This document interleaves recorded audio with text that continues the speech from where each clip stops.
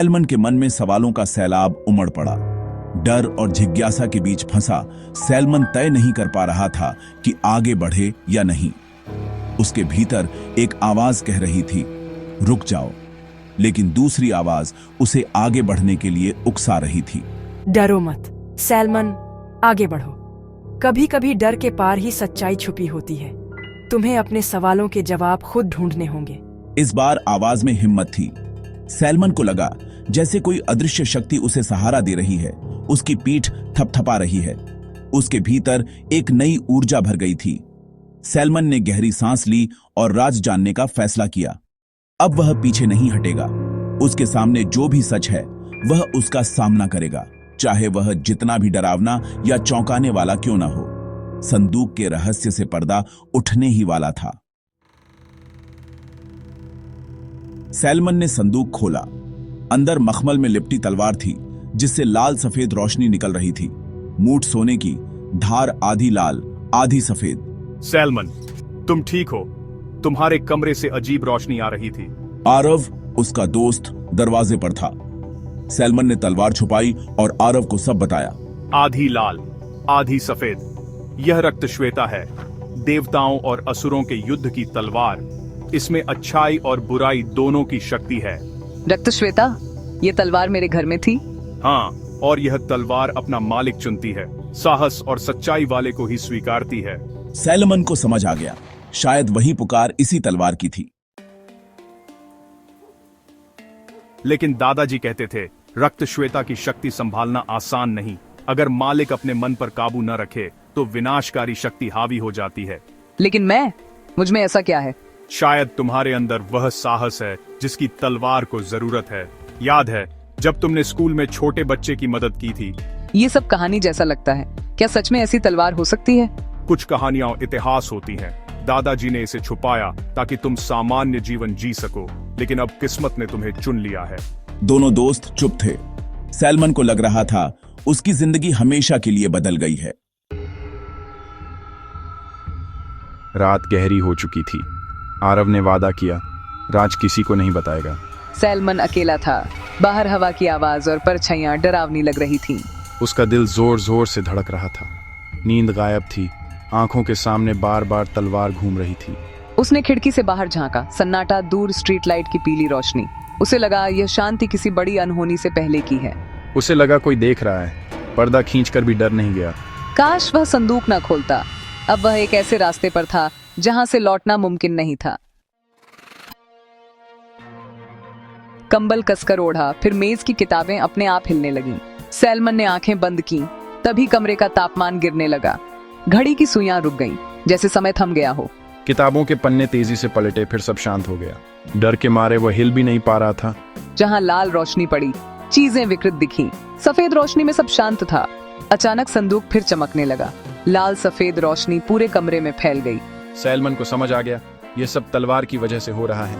अब उसे यह रहस्य सुलझाना ही होगा, चाहे कोई भी खतरा क्यों न हो। जैसे ही सैलमन ने फैसला किया, कमरे में अंधेरा छा गया। हर कोना स्याह साए में डूब गया और हवा में एक अजीब सी ठंडक फैल गई। ऐसा लगा जैसे किसी ने अचानक सारी रोशनी चुरा ली हो और कमरे की दीवारें सिमटकर सैलमन के और करीब आ गई हों।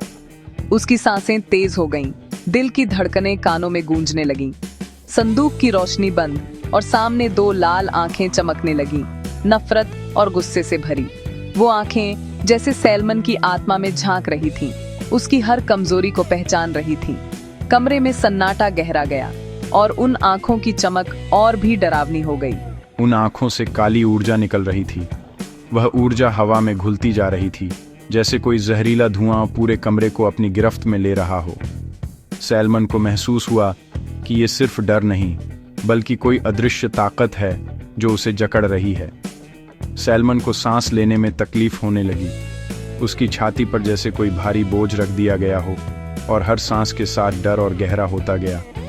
उसकी आंखों के सामने सब धुंधला पड़ने लगा। वह डर के मारे जड़ हो गया।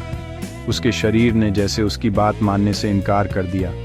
वह बस खड़ा रहा, आंखें फटी की फटी और दिल में एक अजीब सी घबराहट।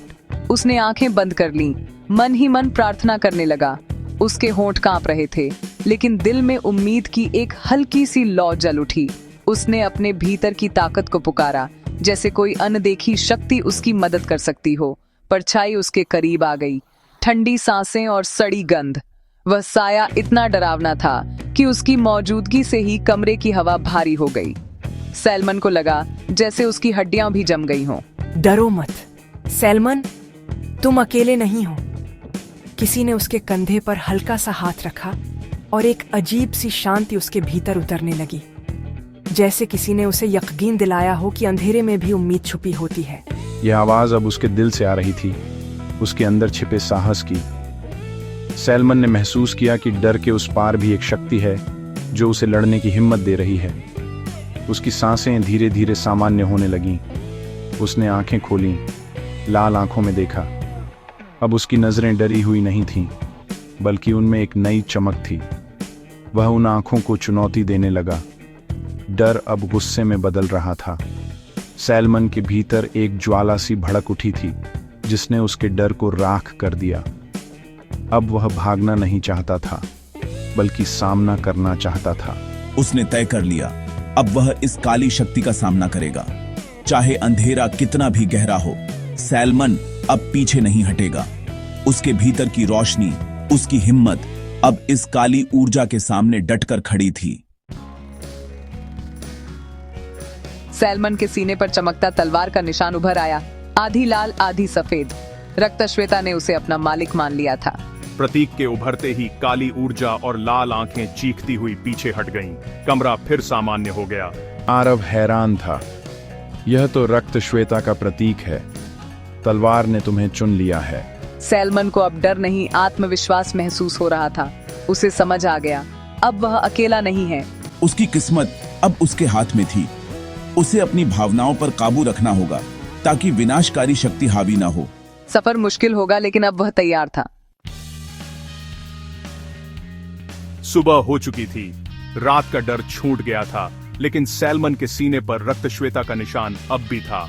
आरव ने कहा, हमें और जानकारी निकालनी होगी। वह काली शक्ति फिर लौट सकती है। सैलमन ने सूरज की किरणों में नई उम्मीद देखी। मुझे तलवार की शक्ति को समझना और खुद को काबू में रखना सीखना होगा। कहानी यहाँ खत्म नहीं होती, यह तो एक नई शुरुआत है। अब सैलमन को नायक बनना है। रक्तश्वेता की पुकार ने एक नए अध्याय की शुरुआत कर दी है।